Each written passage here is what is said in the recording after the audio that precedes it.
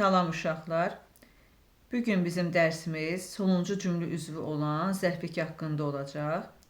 Bununla da cümlə üzvlərini yekunlaşdırmış oluruq. Deməli, zərflik də ikinci dərəcəli cümlə üzvlərindən biridir. Həm əlaməti, həm də hərəkəti izah etmiş olacaqlar. Əlamət deyəndə ismi xəbərin ifadə vasitəsi olan sifət nəzərdə tutulmuş olur. Zərfliklər buradan anladığınız kimi həm ismi xəbər, həm də feili xəbərə aid olur. Eyni zamanda zərfliklər də digər cümlə üzvləri kimi quruluşca sadə və mürəkkəb olacaq. Sadə deyəndə nitq hissələrindən ifadə olunmuş zərfliklər nəzərdə tutulmuş olur. Mürəkkəb zərfliklər isə söz birləşməsini ifadə olunmuş olurlar. Bizdə bir də zərf var idi. Zərf nədir uşaqlar? Zərfi biz morfologiyada öyrənirik. Əsas nitq hissələrindən biridir. Amma zərfliyi biz sintaksisdə öyrənirik. İkinci dərəcəli üzvlərdən biridir. Zərfin 4 məna növü var. Morfologiyada öyrəndiyimiz. Zərfliyin isə 6 məna növü olacaq. Bunların fərqi nədir? Yine qeyd elədim. Bir də bunu qeyd edeyim ki, zərflər bir qrup sözlər tərz hərəkət zərfi adlanır. Kəmiyyət, yer, zaman zərfi adlanmış olurlar. Amma zərfliklər isə müxtəlif nitq hissələri ilə ifadə oluna bilərlər. Yəni, bu sırf zərflə ifadə olunmuş olmur. İsimlə ifadə oluna bilər, feili birləşmələrlə, ismi birləşmələrlə ifadə oluna bilər. Bunun üçün fərqi yoxdur. Yəni, keçək bunlar haqqında biraz da danışım. Deməli, qeyd elədim ki, zərfliyin 6 məna növü var. Əlavə olaraq bura biz səbəb və məqsəd zərfliyini də əlavə etmiş olacağıq. Səbəb və məqsəd zərfliyi. Bunlar haqqında da biraz məlumat verim mən sizə. Səbəb zərfliyindəki hərəkət əsas feildən əvvəl baş vermiş olur. Məqsəd zərfliyindəki hərəkət əsas feildən sonra baş vermiş olur. Bir növ belə deyim də, səbəb zərfliyi keçmişlə bağlıdır. Keçmişdə baş verən hərəkətlə bağlıdır. Amma məqsəd zərfliyi isə gələcəklə bağlı olur. Məsələn, deyirəm ki, xəstələndiyi üçün dərsə getmədi. Baxın, əvvəlcə xəstələnib, sonra dərsə getmir. Bundakı iş xəbərdən əvvəl baş verdi. Bir də deyirəm ki, təhsil almaq üçün Bakıya getdi. Hələ ki, təhsil almayıb, bir məqsədi var. Təhsil almaq üçün Bakıya gedib. Hələ ki, hər hansı bir iş yekunlaşmayıb, bitməyib, gələcəklə bağlıdır. Deməli, gələcəklə bağlıdırsa, hələ ki, hər hansı bir iş, hərəkət yekunlaşmayıbsa məqsəddir. Amma keçmişlə bağlıdırsa, əsas feilin əvvəl icra edilibsə, bu səbəb zərfliyi olacaq. Bu qədər bəsitdir. Yəni, çətin deyil bunlar. Yəni, keçək tərz hərəkət zərfliyi haqqında, ifadə vasitələri haqqında sizə məlumat vereyim. Sonuncu səhifələrdə isə bir xeyli nümunə yerləşdirmişəm, onlara da baxacağıq. Yəni, gəlin biz ifadə vasitələri ilə tanış olaq.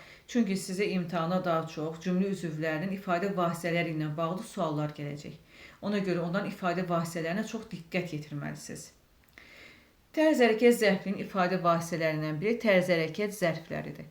Frazoloji birləşmələr, ikinci tərəfi halda, şəkildə, vəziyyətdə, tərzdə və sair sözdən ibarət olan birləşmələrlə ifadə olunur.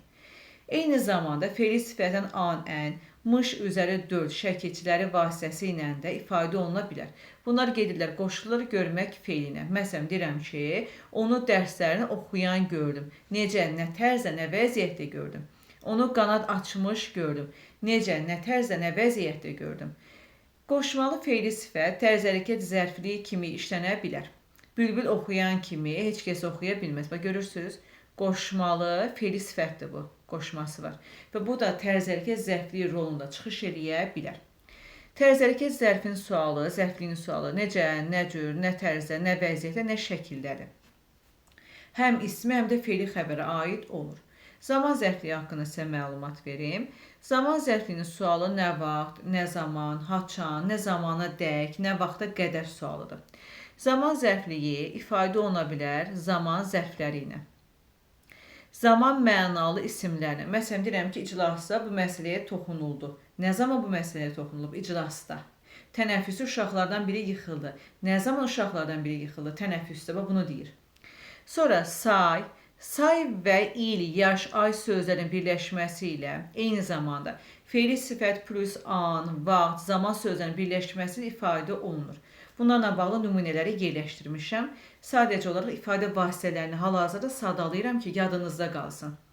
Səbəb zərfliyi təsriflənməyən feillərlə, feili birləşmələrlə, isimlərlə, sifətlərlə ifadə oluna bilir. Eyni zamanda ikinci tərəfində üstündə, sayəsində, nəticəsində, üzündən, ucundan kimi sözlər olan nümunələrlə də səbəb zərfliyi ifadə oluna bilir.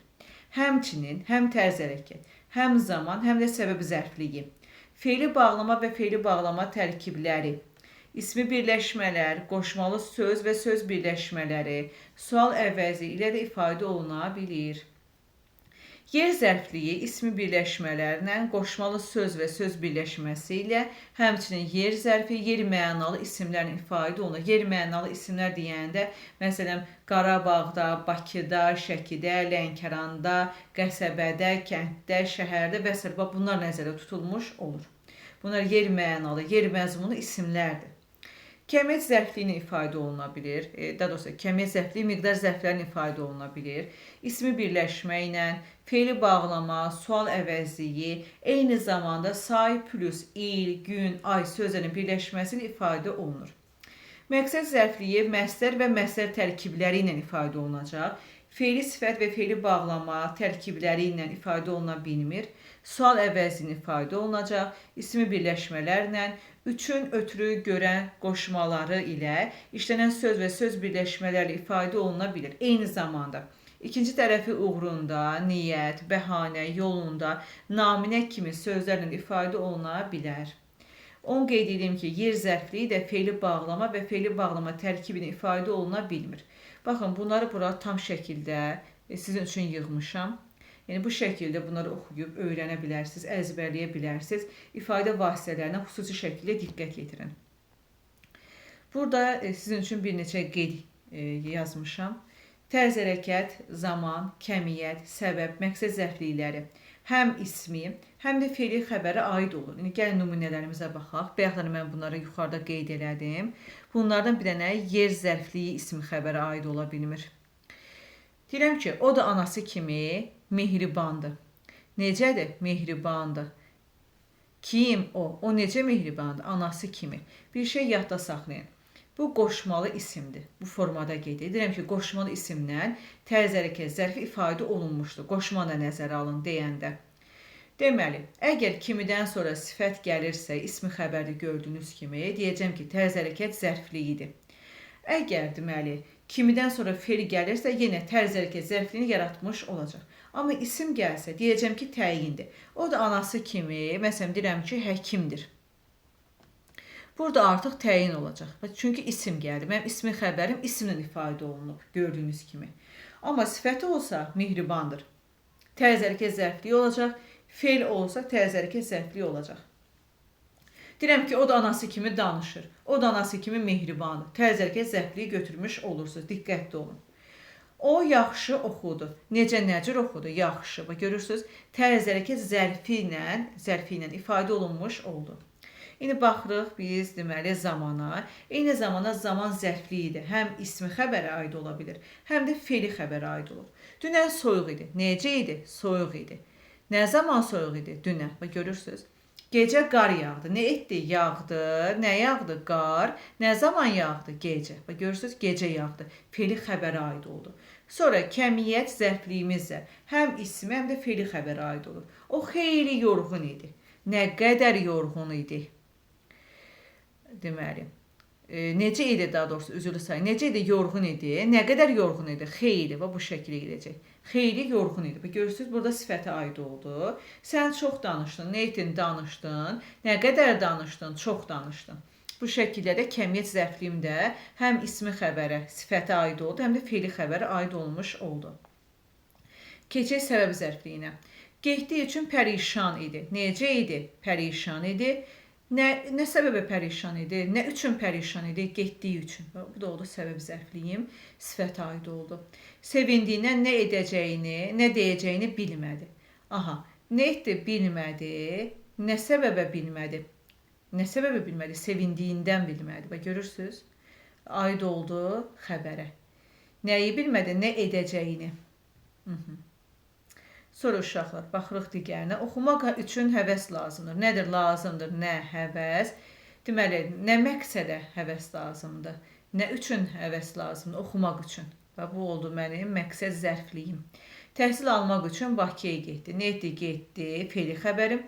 Nə məqsədə Bakıya gedir? Bunun məqsədi nədir? Təhsil almaq üçün. Gördünüzmü? Bu da oldu mənim məqsəd zərfliyim. Sonra uşaqlar, baxırıq digər qeydlərimizə. Məqsəd zərfliyi, fe'li sifət və fe'li bağlama tərkiblər ifadə olunmur. Ora, bura, aşağı, yuxarı, irəli, geri həm yer zərfli, həm də mübtəda ola bilir. Bunlar necə fərqləndirmək olar? Əgər ora, bura, aşağı, yuxarı, irəli, geri yer zərflərinə haraya sualını verə bilirsinizsə, bu yer zərfliyidir. Və yaxud onların üzərinə yönlük al şəkilsi əlavə edə bilirsinizsə, yer zərfliyi olacaq. Bu şəkildə fərqləndirəcəksiniz. Məsələn, mübtədaya haraya sualını vermək olmur. Onun bir dənə sualı var, hara. Elə yer zərfliyində sualı haradır. Amma yer zərfliyini mən haraya sualını da verə bilirəm. Eyni zamanda yer zərfliyini mən yönlük ala çevirə bilərəm. Oraya, buraya, aşağıya, yuxarıya şəklində demək olur. Deyirəm ki, ora getmə, oraya getmə. Bax, gördünüzmü? Ora getmə, haraya getməyim. Bax, bu sualı da vermək olur. Deyirəm ki, ora bizimdir. Kimindir? Bizimdir. Hara ora? Bax, gördüyünüz kimi buradakı ora mübtədadır. Artıq mübtəda olacaq. Nədir? Bizimdir. Hara bizimdir? Ora. Bu şəkildə götürmüş olursunuz. Və bunu da qeyd elədim ki, yer zərfli ismi xəbərə aid olmur. Fe'li bağlama və fe'li bağlama tərkiblər ifadə olunmur. Buna diqqət yetirin. Sonra uşaqlar, buradakı qeydlərimiz bu qədər. Gəlin, indi nümunələrimizə baxaq. Nümunələr üzərində daha yaxşı anlayacaqsınız. Zamin atası kimi danışdı. Nə etdi? Danışdı. Bax da, bayaqlara qeyd elədim. Danışdı. Kim? Zamin. Necə, nəcə, nə tərzdə atası kimi. Kimi qoşmadan sonra fe'l gəldi. O işində anası kimi peşəkardır. Necədir? Peşəkardır. Kim? O. Nədir? İşində necə peşəkardır? Anası kimi. Kimidən sonra sifət gəldi. İsmi xəbərim gəldi. Nə etdim? Danışdım. Sual əvəzi, suala cavab vermədən cümlə üzvü olur. Necə? Burada tərzərkəz zərflidir. Çünki fe'lə aiddir. Cavad gülümsəyərək otaqdan çıxdı. Nə etdi? Otaqdan çıxdı. Kim? Cavad çıxdı. Necə otaqdan çıxdı? Gülümsəyərək. Fe'li bağlama ilə ifadə olunub. O həyəcanlı halda danışırdı. Nə edirdi? Danışırdı. Kim danışırdı? O danışırdı. O necə danışırdı? Həyəcanlı halda. Deməli, ikinci tərəfdə bayaq qeyd elədik ki, ikinci tərəfdə halda, şəkildə, vəziyyətdə tərzə sözlər ola bilər və bu vaxtda tərzərkəz zərfliyinin həmin bu sözlər ifadə vasitəsi olmuş olacaqlar uşaqlar. Sonra keçək, deməli, danışaq sizə zaman zərfliyi haqqında. Bunun sualını mən bayaqları qeyd eləmişdim. Nə vaxt, nə zaman, haçan, nə zamana dək, nə vaxta qədər suallardan birinə cavab verəcək. Bayaqlarda qeyd elədiyimiz kimi bu həm ism, həm də fe'li xəbərə aid oldu. Zaman zərfliyi, tərzərkəz zərfliyi. İndi baxaq. O evə çatanda telefon zəng çaldı. Nə zaman telefon zəng çalıb? O evə çatanda. Görürsünüzmü? Fe'li bağlama ilə. Fe'li bağlama tərkibi ilə ifadə olundu. Fe'li birləşmə ilə. Səndən əvvəl o cavab verdi. O nə zaman cavab verib? Səndən əvvəl. Qoşmalı sözlə ifadə olundu. Gördüyünüz kimi. Qoşma da nəzərə alın deyəndə. Nə vaxt görüşəcəyik? Baxın. Bu sual əvəzini ifadə olundu. Fikir verirsinizmi? Dərs danışdığı zaman içəri kimsə daxil oldu. Nə zaman içəri yenə kimsə daxil olub? Dərs danışdığı zaman. Bu deməli uşaqlar necə oldu? Deyirik ki, burada fe'li sifət və plus an, vaxt, zaman məzmunlu sözdən ifadə oluna bilər. Burada gördüyünüz kimi dərs danışdığı fe'li sifətdir. Ondan sonra zaman gəlib, zaman sözü gəlib və yaxud an da gələ bilərdi, vaxt da gələ bilərdi. Bunların birləşməsindən zaman zərfliyi yaranır. Yəni zaman zərfliyi ifadə vasitəsi olur daha doğrusu. Sonra keçirik yer zərfliyinə. Yer zərfliyində sualı bilirsiniz ki, hara, haraya, harada, haradan, hara ilə və sair suallardan birinə cavab verəcək. Yer zərfliyi bayaq qeyd elədik ki, yer zərfləri ilə, yer mənalı isimlərlə, ismi birləşmələrlə, qoşmalı söz və söz birləşmələrlə ifadə oluna bilir. Gəlin baxaq. Şəhərdə yeni binalar ucaldılır. Harada? Şəhərdə. Bax, görürsünüz, yer zərfliyinin ifadə vasitəsi yer məzmunu isim oldu. Və orada yerli kalın şəkilçisi var. Hər tərəfdə keşikçilər durmuşdu. Nə etmişdi? Durmuşdu. Harada durub bu keşikçilər? Hər tərəfdə ismi birləşmə ilə ifadə olundu, parçalanmayan. Onlar dar cığır ilə gedirdilər. Nə edirdilər? Gedirdilər. Hara ilə gedirdilər? Cığır ilə. Görürsünüzmü? Bu deməli qoşmalı sözlə ifadə olundu. Sonra keçirik uşaqlar deməli kəmiyyət zərfliyinə. Kəmiyyət zərfliyinin sualı nə qədər, nə dərəcədə olacaq? Bu da ismi və feili xəbərə aid olur. Bayaqlarda nümunələr çəkdik, danışdıq bu haqda. Gəlin baxaq. Səlim çox danışırdı. Nə edirdi? Danışırdı. Nə qədər danışırdı? Çox. Kəmiyyət zərfi ilə ifadə olundu. Yəni bilirsiniz ki, bu miqdar zərfi ilə, ondan sonra ismi birləşmə, feili bağlama, sual əvəzliyi ilə, bayaqlarda qeyd etdiyim kimi say plus il, gün, ay sözlərini ifadə oluna bilir. Burada miqdar zərfini ifadə olundu. Uşaq doyunca şirniyyatdan yedi. Nə qədər yedi? Doyunca. Feili bağlamanın ınca şəkilsi var, görürsünüzmü? Deməli, feili bağlamanın ifadə olundu, doyunca, görüncə. Elşad hədsiz dərəcədə fikirli idi. Necə idi? Fikirli idi. Bax, görürsünüz, əlamətə aiddir burada, ismi xəbərə aiddir. Nə dərəcədə? Görürsünüz, nə dərəcədə sualını vermək olur? Nə dərəcədə? Fikirli idi, hədsiz dərəcədə. İsmi birləşmə ilə ifadə olundu. Testi 5 manata aldıq. Həmçinin burada 5 manata sözü də ismi birləşmədir. Nə etdik? Aldıq. Deməli, nə qədər aldıq? Nə qədər aldıq? 5 manat aldıq. Biz təhsillə bağlı getdiyimiz ölkədə 5 ay qaldıq. Nə etdik? Qaldıq. Nə qədər qaldıq? 5 ay. Hamısını bir yerdə götürürsünüz. Kəmiyyət zərfliyi demiş olursunuz. Yəni, say plus il, gün, ay sözlərinin birləşməsi ilə də deməli, ismi birləşmə yaranır və biz buna deyirik ki, kəmiyyət zərfliyinin ifadə vasitəsidir. Sonra keçirik uşaqlar səbəb zərfliyinə. Səbəb zərfliyinin sualı niyə, nə üçün, nədən ötürü, nə səbəbə, yəni bu suallardan birinə cavab verəcək. Bu suallardır. Yaxşı danışa bilmədiyi üçün onun danışığından yoruldular. Nə səbəbə onun danışığından yoruldular? Yaxşı danışa bilmədiyi üçün. Və deyirik ki, burada feili birləşmə plus qoşmalı sözlə ifadə olunmuş oldu. Yəni, bayaqlarda qeyd etdiyim kimi bu təsriflənməyən feillərlə, feili birləşmələrlə, ismi birləşmələr, sual əvəzlikləri ilə, qoşmalı sözlər və birləşmələrlə, isimlərlə, sifətlərlə ifadə oluna bilir uşaqlar. Gəlin baxaq burada. Başının ağrısından dərsi dinləyə bilmədi. Baxın, başının ağrısı. Gördüyünüz kimi bu ismi birləşmə ilə ifadə olunur. Nə üçün dərsi dinləyə bilməyib? Başının ağrısından. Həmçinin siz bunu feili sifətə çevirərək rahat şəkildə müəyyənləşdirə bilərsiniz ki, səbəb zərfliyidir. Çünki səbəb zərfliyi daha çox feili sifət və tərkiblər ilə ifadə olunur. Başı ağrıdığına görə, görürsünüzmü? Başı ağrıdığına görə deyə bilirəm. Bu şəkildə. Nə üçün belə etdin? Burada artıq keçmişlə baş verən bir hərəkət var. Yəni, əsas feildən əvvəl icra edilmiş bir hərəkət var. Ona görə nə üçün burada deməli, sual əvəzi ifadə olunmuş səbəb zərfliyidir. Artıq yekunlaşmış bir hərəkət var və onun səbəbi soruşulur. Qorxudan dili tutuldu. Baxın uşaqlar, niyə, nə səbəbə dili tutulub bunun? Qorxudan, qorxduğu üçün də deyə bilirəm. Və feili sifətə çevirmək olur. Burada deməli ifadə olundu isimlə, qorxu. Soyuqdan tərpənə bilmirdi. Soyuq olduğu üçün tərpənə bilmirdi. Və görürsünüzmü? Bu formada deməli demək olur. Burada sifətlə ifadə olundu. Gecikdiyi üçün yaman danlandı. Feili sifətlə ifadə olundu. Feili sifət və qoşmalı sözün uşaqlar. Bu formada deyirsiniz. Nə səbəbə danlanıb? Niyə? Nə üçün danlanıb bu?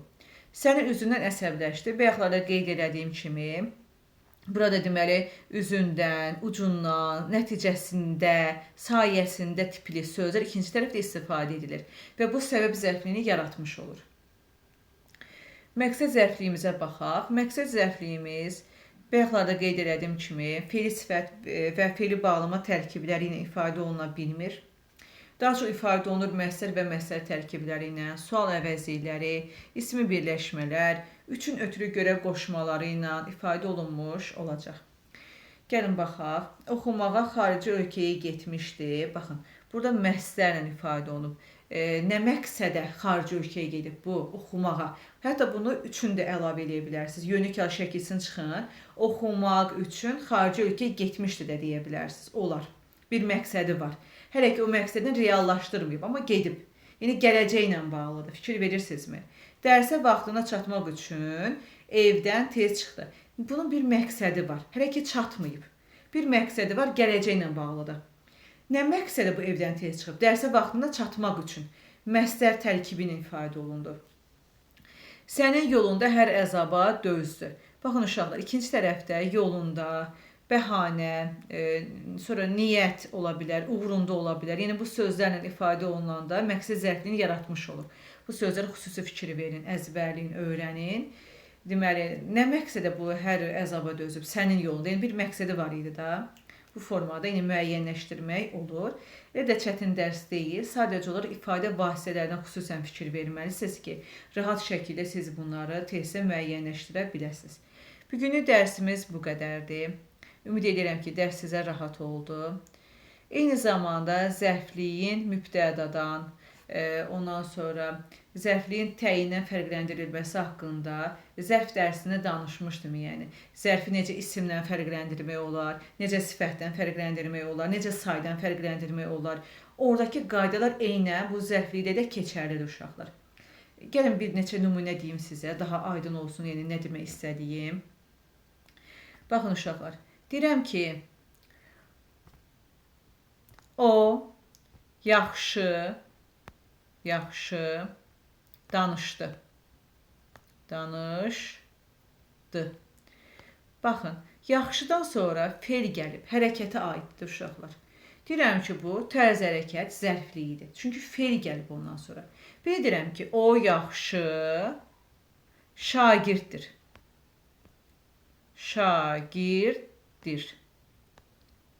Baxın uşaqlar, şagird isimdir. Ona görə yaxşı burada təyin olacaq. Çünki ismə aid oldu. Yaxşıdan sonra isim gəldi axı. Ona görə deyirəm ki, yaxşı cümlənin təyinidir. Fe'lə aid olmadı. Fe'lə aid olanda tərz hərəkət zərfliyi olur. Sonra deyirəm ki, o çox danışdı. Bir dəqiqə. O çox danışdı deyirəm uşaqlar. Danışdı uşaqlar nədir? Fe'ldir, eləmi? Çox fe'lə aid oldu. Kəmiyyət zərfliyidir də. Amma desəydim ki, o çox, danışdı olmasın, o çox kitab oxuyur. Nə edir oxuyur? Kim oxuyur? O oxuyur. O nəyi oxuyur? Nədir bunun sualı? Nə oxuyur? Kitab oxuyur. Nə qədər kitab oxuyur? Çox kitab oxuyur. Burada oldu təyin. Görürsünüz, çox kitaba aiddir. İsmə aid olanda olur təyin, fe'lə aid olanda olur kəmiyyət zərfliyi. Bayaqları mən bunu deyirdim. Bir də desəydim ki, o çox gözəldir uşaqlar. Desəydim ki, o çox gözəldir. Çoxdan sonra sifət gəldiyinə görə diqqətli olun, bu testə düşür. Gözəldir. Deməli, çoxdan sonra uşaqlar sifət gələndə olur çoxaltma dərəcəsini yaratmış olur. Çox burada ədat olacaq. Artıq mən buna nə təyin deyəcəm, nə də ki, kəmiyyət zərfliyi. Bu qədər bəsidir. Gördüyünüz kimi rahatdır, yəni heç bir çətinlik yoxdur burada. Həmçinin yer zərfliyi haqqında, mübtəda haqqında da danışdım. Fərqləndirməsi üçün yönlük al şəkilsini əlavə etməli olduğunuzu da qeyd elədim. Bu qədər yəni. Gördüyünüz kimi rahat dərsdir. Ümid edirəm ki, sizə aydın oldu, rahat oldu. Sağ olun uşaqlar.